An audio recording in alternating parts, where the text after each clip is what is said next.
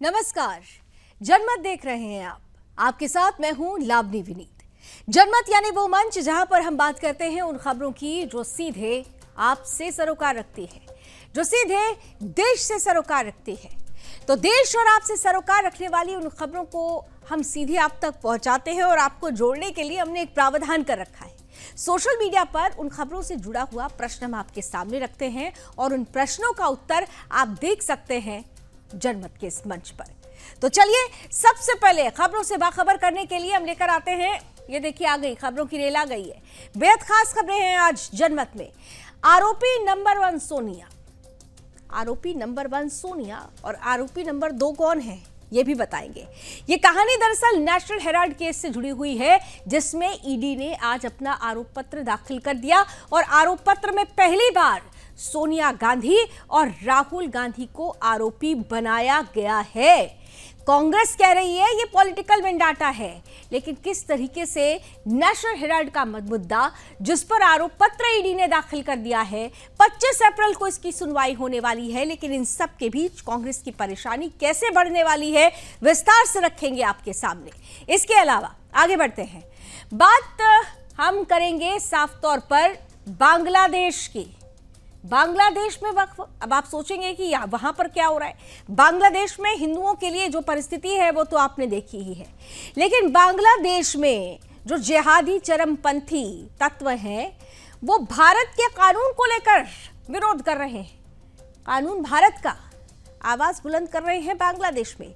चरमपंथ और कट्टरपंथ किस तरीके से पश्चिम बंगाल को अपनी जद में ले रहा है और भारत के कानून के खिलाफ हल्ला बोल रहा है, ये कितनी बड़ी वैश्विक स्तर पर भारत में गजवाए हिंद की परिस्थिति पैदा करने का षड्यंत्र है।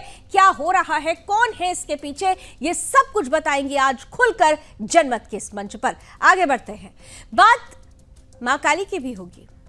भगवान प्रकट होते हैं और देखिए, मां काली भी राष्ट्रीय राजधानी दिल्ली में प्रकट हुई, लेकिन जब मां काली प्रकट हुई वहां पर आस्था और आस्था के सुर गुंजायमान हुए। हिंदुओं की भावनाएं आस्था से जुड़ती हुई नजर आई, लेकिन तुष्टीकरण की राजनीति यहां भी आ गई और इसीलिए उन्हीं हिंदू भावनाओं पर चला दिया गया बुलडोजर।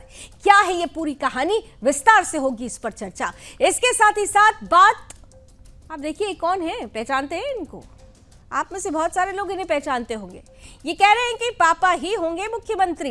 दरअसल ये हैं बिहार के मुख्यमंत्री नीतीश कुमार के पुत्र, जो आज सीधे तौर पर ये कह रहे हैं कि अगला मुख्यमंत्री उनके पिता यानी नीतीश कुमार ही होने वाले हैं। और ये बयान ऐसे समय में आया है जब आरजेडी और कांग्रेस की आज बड़ी बैठक हुई है सीटों को के बंटवारे को लेकर और मुख्यमंत्री के चेहरे को लेकर।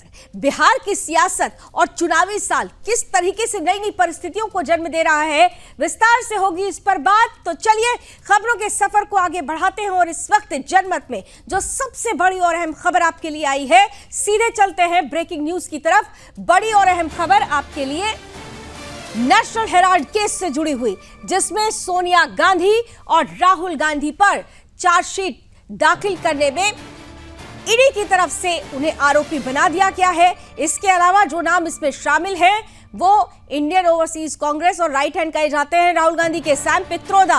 राउज एवेन्यू कोर्ट में ये मामला दर्ज है, ये मामला चल रहा है। 25 अप्रैल को इसकी सुनवाई होगी। नेशनल हेराल्ड केस में सोनिया और राहुल पर आरोप दाखिल कर दिया गया है, आरोप पत्र दाखिल किया गया, आरोपी बनाया गया है।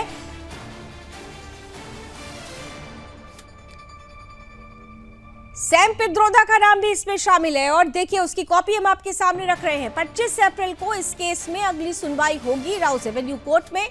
कांग्रेस ने इसे प्रतिशोध की राजनीति करार दे दिया है। दरअसल यंग इंडियन सौदे पर मनी लॉन्ड्रिंग का आरोप है और ईडी की इस कार्रवाई से राजनीतिक हलचल तेज हो गई है।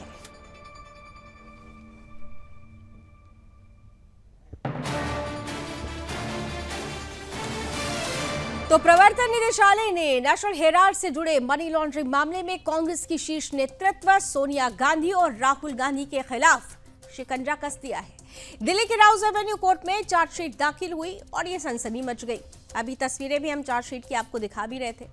ये पहली बार है जब कांग्रेस संसदीय दल की नेता सोनिया गांधी और लोकसभा में विपक्ष के नेता राहुल गांधी के खिलाफ किसी मामले में चार्जशीट दाखिल करते हुए उन्हें आरोपी बनाया गया है। यानी आरोपी नंबर 1 है सोनिया गांधी और आरोपी नंबर 2 में नाम है राहुल गांधी का।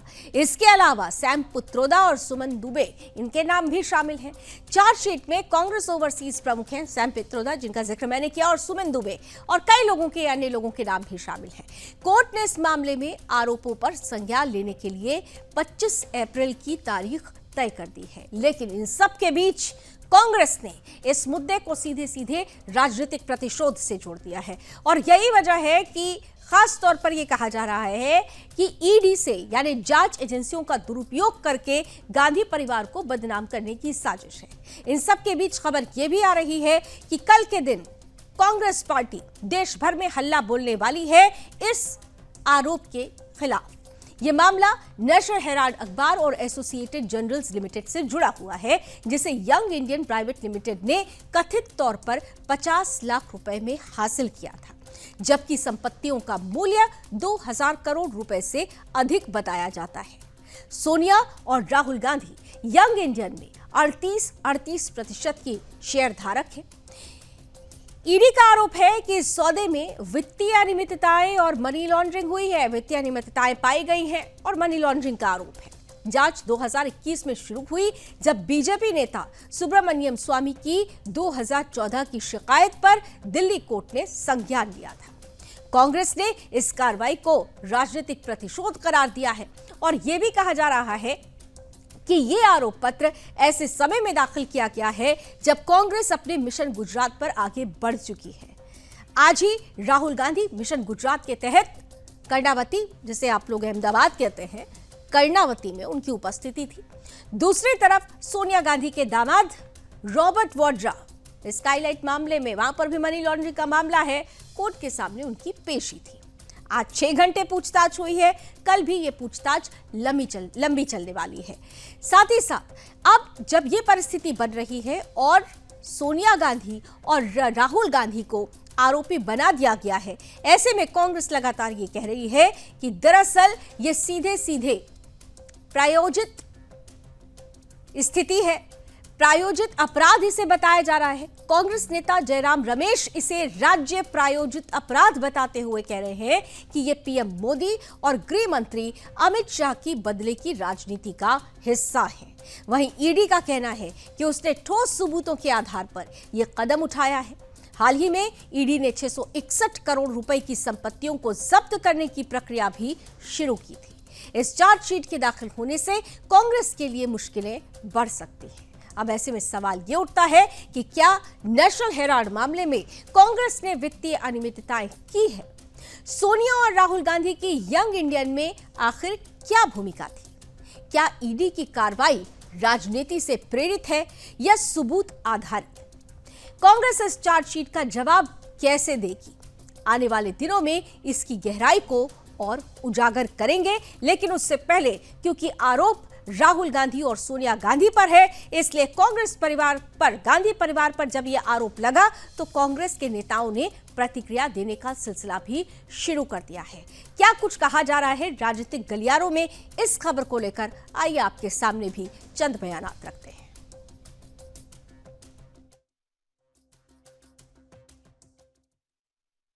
हेराल्ड केस में आज प्रवर्तन निदेशालय यानी ईडी के द्वारा जो श्रीमती सोनिया गांधी जी और श्री राहुल गांधी जी का नाम चार्जशीट में आया है, ये प्योरली एक टेक्निकल मामला है। कांग्रेस पार्टी को ध्यान रखना चाहिए कि इस विषय की शुरुआत 2012 में हुई थी और एक जनहित याचिका के द्वारा दिल्ली हाई कोर्ट ने अक्टूबर 2013 में इस केस की शुरुआत की थी।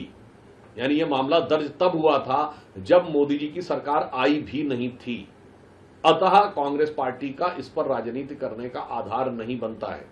टेक्निकली देखें तो यह भारत के इतिहास का एक विचित्र मामला है जिसमें कोई एक ऐसी कंपनी 90 करोड़ की देनदारी में बिक गई जिसके पास हजारों करोड़ की संपत्ति थी, जो किसी के द्वारा समझ में आने वाली बात नहीं है। तीसरी बात यह थी कि कांग्रेस पार्टी के द्वारा इसमें 76% शेयर सिर्फ राहुल जी और सोनिया जी के पास थे। मतलब राजनीतिक दृष्टि से बहुत साफ दिखाई पड़ता है कि 2/3 से अधिक सिर्फ आपके पास रहेगा और बाकी किसी के पास नहीं। और मजे की बात यह है कि बाद में ये ने तय किया कि प्रकाशन बंद हो जाएगा और प्रॉपर्टी के बिजनेस में काम करेंगे। ये अपने आप में बड़ी विचित्र बात है। तो कांग्रेस पार्टी से एक सवाल पूछना चाहता हूं। आप कहते हैं कि पंडित नेहरू के द्वारा स्थापित थी, स्वतंत्रता संग्राम सेनानियों के द्वारा एजेएल एसोसिएटेड जनरल लिमिटेड स्थापित की गई थी। तमाम तो लोगों ने आपत्ति दर्ज की थी कि शेयर। तो भारतीय जनता पार्टी इस मुद्दे पर हमलावर है, वहीं दूसरी तरफ कांग्रेस पार्टी ये आरोप लगा रही है कि ये सब कुछ जांच एजेंसियों का दुरुपयोग हो रहा है और सीधे सीधे ये राजनीतिक प्रतिशोध की भावना से उठाया गया कदम है। अब इसमें राजनीतिक प्रतिशोध छिपा है या वाकई प्रमाण आधारित कार्रवाई है, सत्य और तथ्य पर आधारित कार्रवाई है, ये आने वाले समय में अपने आप स्पष्ट हो जाएगा। इस बीच राजनीति खूब दिलचस्प मोड़ लेगी, नजर बनी रहेगी। अब उस साजिश की कर देते हैं जो भारत की शांति को झेल नहीं पा रही है। भारत का कानून, भारत के अंदर विरोध समझ में आता है, लेकिन उसी कानून को लेकर अगर बांग्लादेश की सरजमीन से आवाज बुलंद होने लगे तो सीधे सीधे ये बताता है कि किस तरीके से कट्टरपंथियों ने भारत में गजवाई हिंद की साजिशों को रचने की जड़ें मजबूत करनी शुरू कर दी है इस्लामिक देशों ने। भारत के खिलाफ साजिशों का नया अध्याय एक बार फिर से बांग्लादेश से शुरू हो चुका है।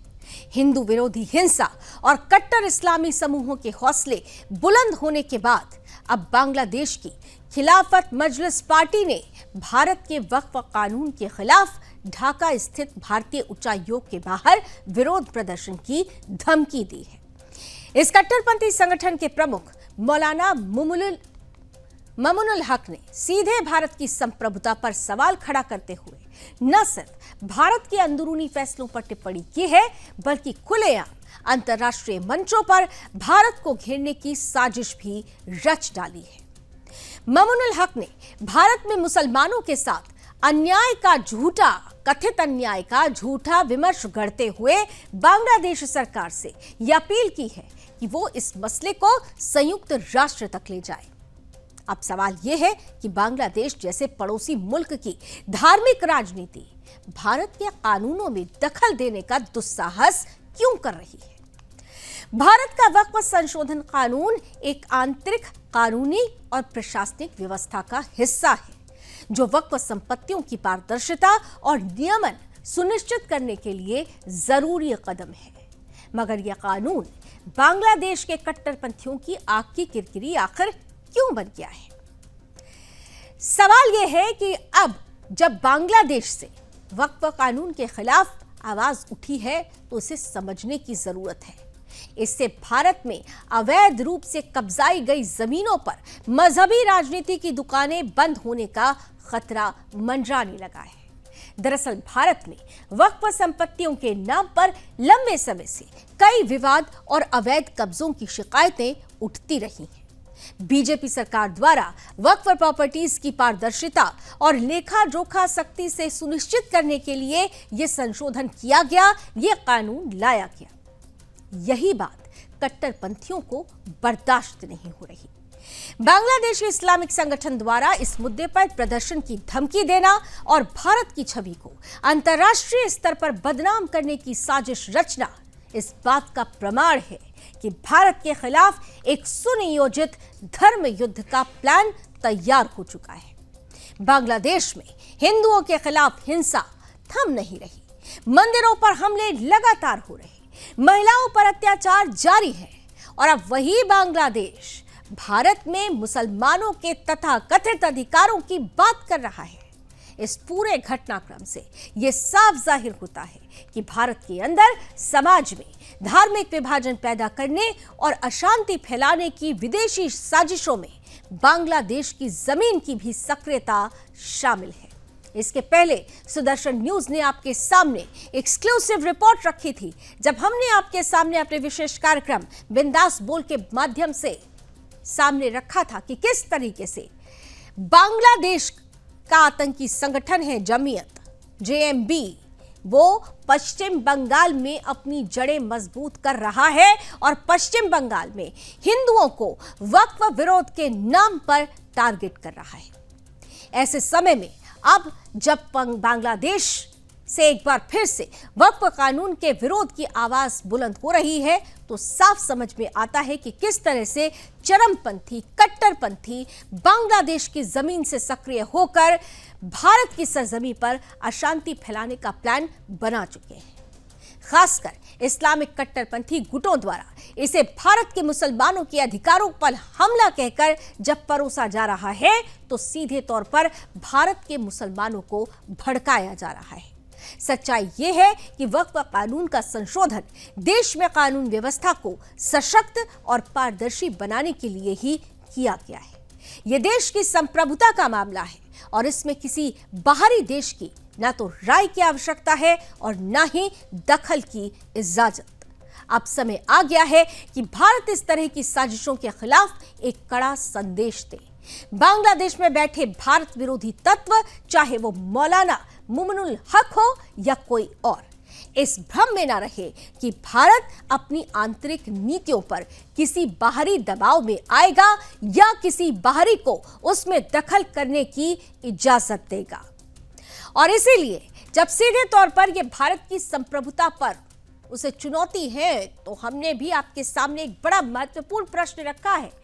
आइए सीधे चलते हैं आज के पोल की तरफ। हमने आज आपसे पूछा था, कट्टरपंथी एजेंडे से क्या माहौल बिगाड़ने की साजिश है और शुरुआत पश्चिम बंगाल से है?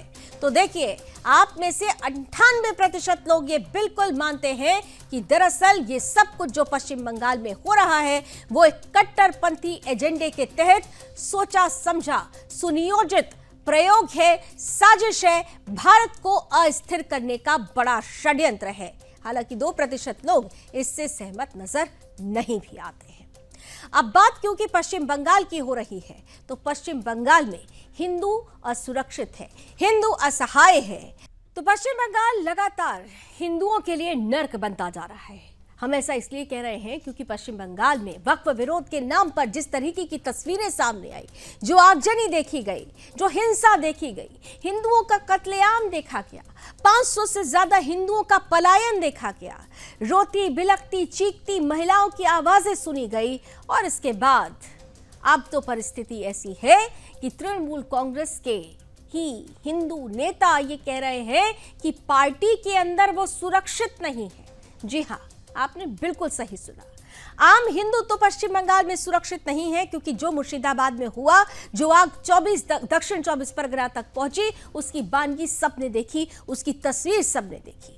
लेकिन तृणमूल कांग्रेस के अंदर के ही हिंदू नेता अगर ये कहने लगे कि पार्टी को जिहादी तत्वों ने हाईजैक कर लिया है, पार्टी को मुस्लिम विधायकों ने हाईजैक कर लिया है, तो ये अपने आप में ममता बनर्जी के लिए, उनकी सोच के लिए एक बड़ा सवाल खड़ा करती है।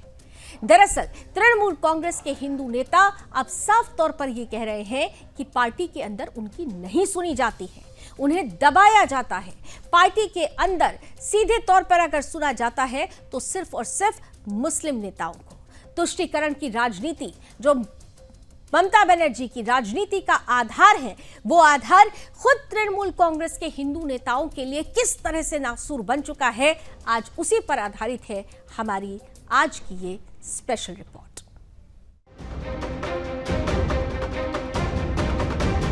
क्या आप जानते हैं कि आज टीएमसी के हिंदू विधायक खुद ममता बनर्जी के सामने गिड़गिड़ा रहे हैं, मांग कर रहे हैं, हमें मुस्लिम नेताओं से अलग रखिए, हमारी बात सुनिए। सवाल है क्यों?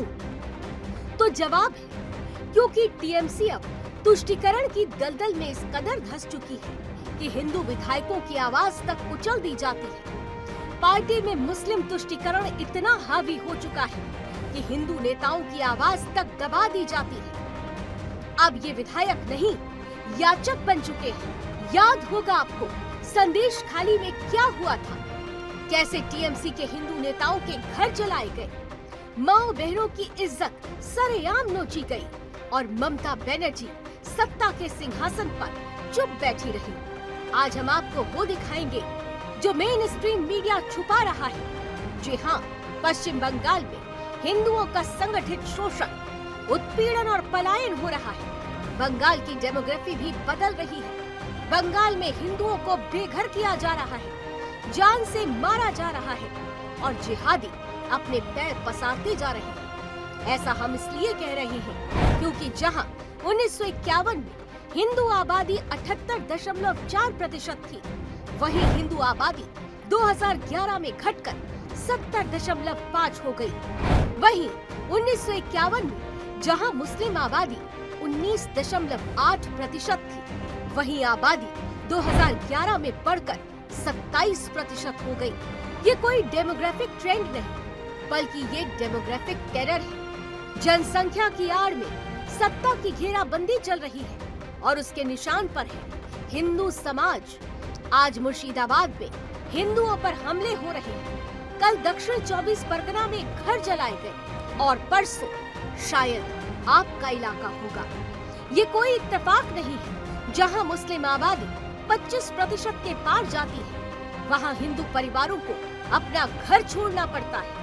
ये पलायन नहीं, ये विस्थापन है, ये दंगे नहीं, ये धार्मिक नरसंहार की तैयारी है। तो सवाल अब साफ है, अगर आपकी सरकार हिंदू महिलाओं की इज्जत नहीं बचा सकती, अगर आपके विधायक खुद को असहाय महसूस कर रहे हैं, तो ममता बनर्जी आपकी कुर्सी अब नैतिक नहीं, सिर्फ वोट बैंक की गोद में बैठी हुई है। सवाल है ममता बनर्जी से, क्यों हर हिंसा, हर लूट, हर आगजनी के बाद दीदी की जुबान सिल जाती है? क्या ममता बनर्जी की नजर में हिंदू सिर्फ टैक्स देने और चुप रहने के लिए है? और क्या टीएमसी अब तृणमूल नहीं, तालिबान मॉडल कांग्रेस बन चुकी है? Bureau report, Sudarshan news.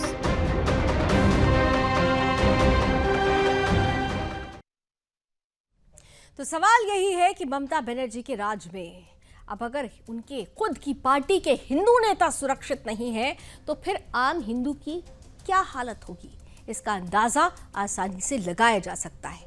और अगर पश्चिम बंगाल में ऐसी स्थिति हो रही है, तो सवाल ये भी है कि क्या पश्चिम बंगाल में राष्ट्रपति शासन लगा देना चाहिए, जिसमें सवाल केवल एक मूर्ति का नहीं है, बल्कि सवाल है आस्था की उस जमीन का, जहां हिंदुओं को अब अपनी पूजा पद्धति पर भी डर का साया मंडराता हुआ दिखाई दे रहा है।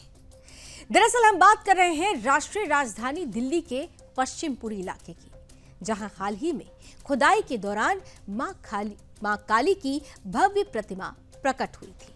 श्रद्धालु उमड़ पड़ते हैं, आस्था गूंज उठती है, लेकिन कुछ ही घंटों में वही आस्था सत्ता की नजरों में अपराध बन जाती है। प्रशासन की मशीनरी और तुष्टीकरण की राजनीति दोनों इस कदर सक्रिय हो जाते हैं कि देवी की प्रतिमा को खंडित करने में देर तक नहीं लगती। अब सवाल यह है कि क्या राजधानी में, राष्ट्रीय राजधानी में देवी की पूजा करने से पहले अनुमति लेनी होगी? क्या अब आस्था कट्टरपंथ की साजिशों और सरकारी बुलडोजर के नीचे ही दबी रहेगी? क्या यहां पर देवी उपासना पर, हिंदू भावनाओं पर बुलडोजर चला देना भी तुष्टीकरण की ही राजनीति है? सवाल कई है और इन सवालों से जुड़ी हुई ही हमारी आज की यह खास रिपोर्ट भी है।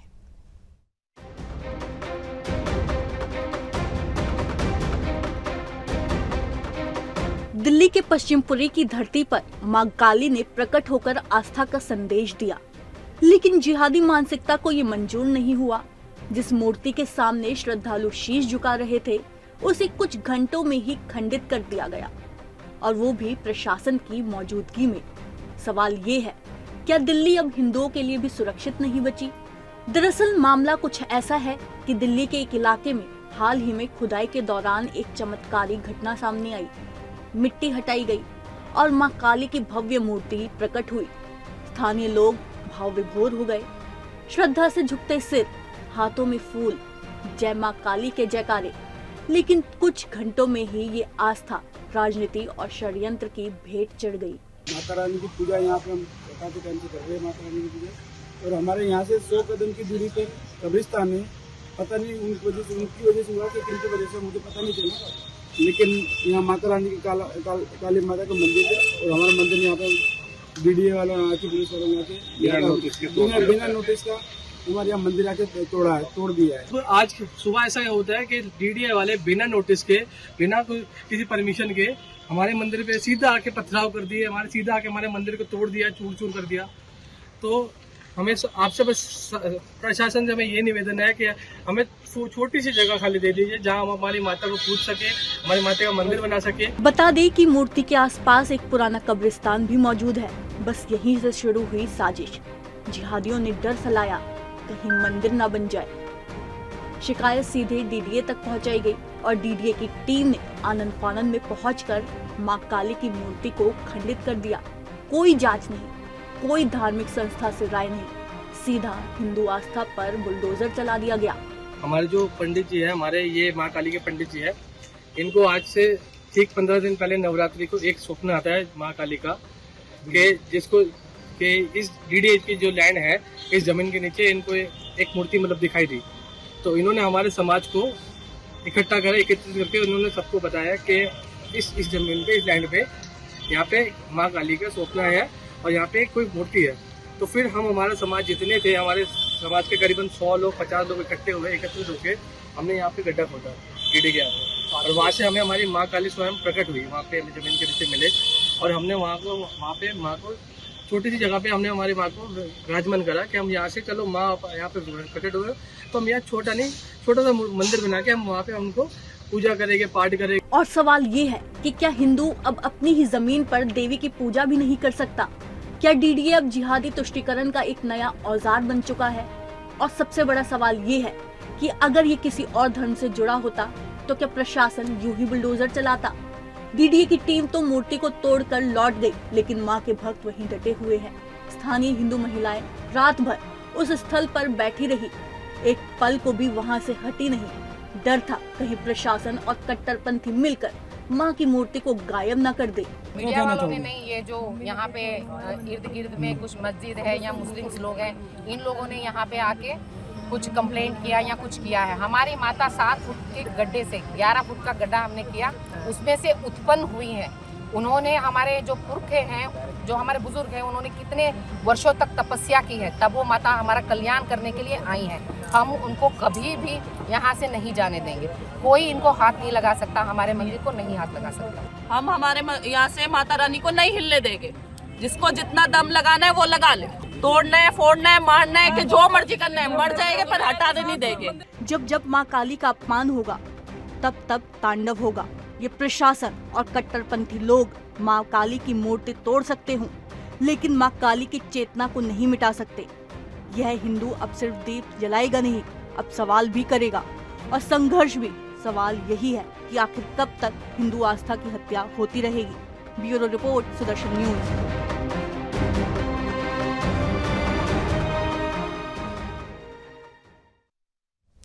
तो सवाल यही है कि अगर अब भी ऐसी परिस्थिति बनी रही तो आखिर आवाज कब बुलंद करेंगे? तुष्टीकरण की राजनीति के चलते कब तक अपने मंदिरों को और अपने देवताओं को ऐसे ही अपमानित होते हुए देखता रहेंगे?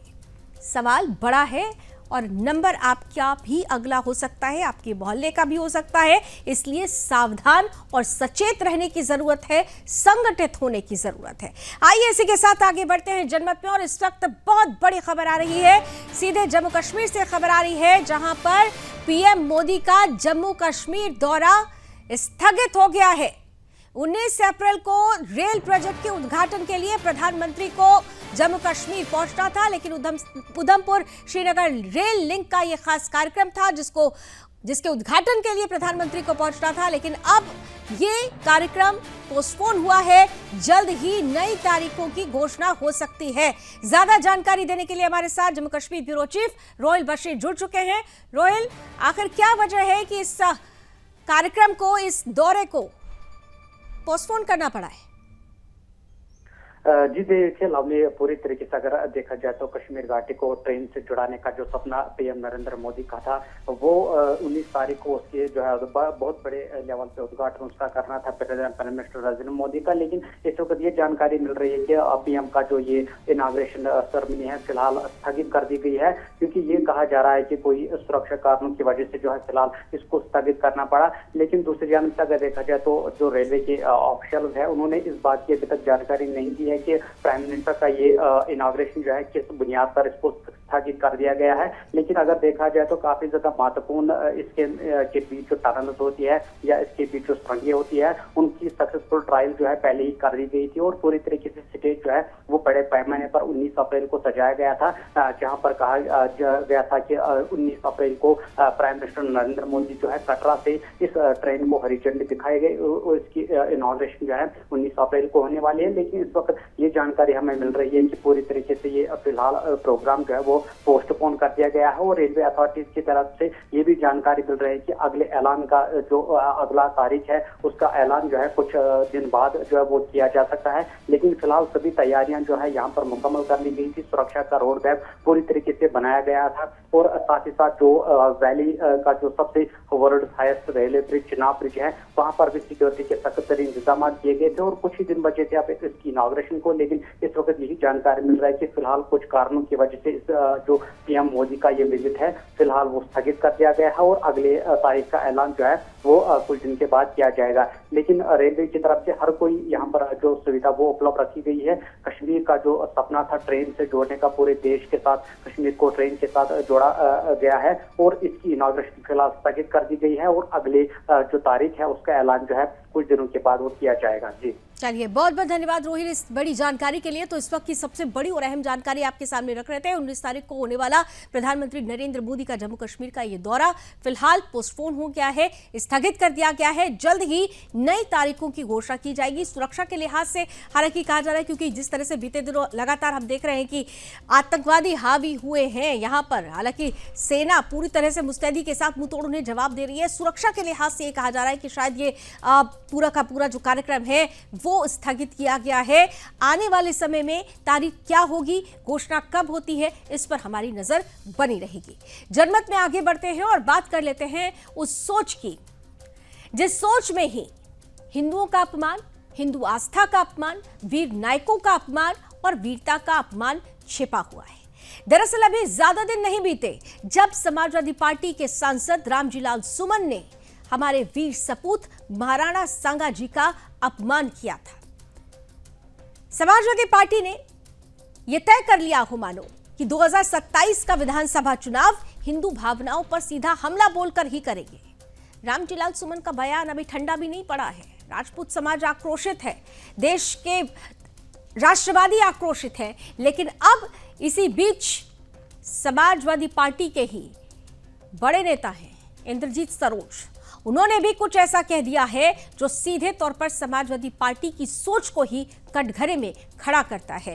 क्या कुछ कहा गया उनकी तरफ से और किस तरीके से समाजवादी पार्टी की सोच पर ही सवाल खड़ा हो रहा है, ये सब देखिए इस खास रिपोर्ट में। है तो महमूद गजनवी, मोहम्मद गौरी, बाबर और औरंगजेब जैसे नरसंहारकों की तो ये सपा नेता चुप क्यों हो जाते हैं?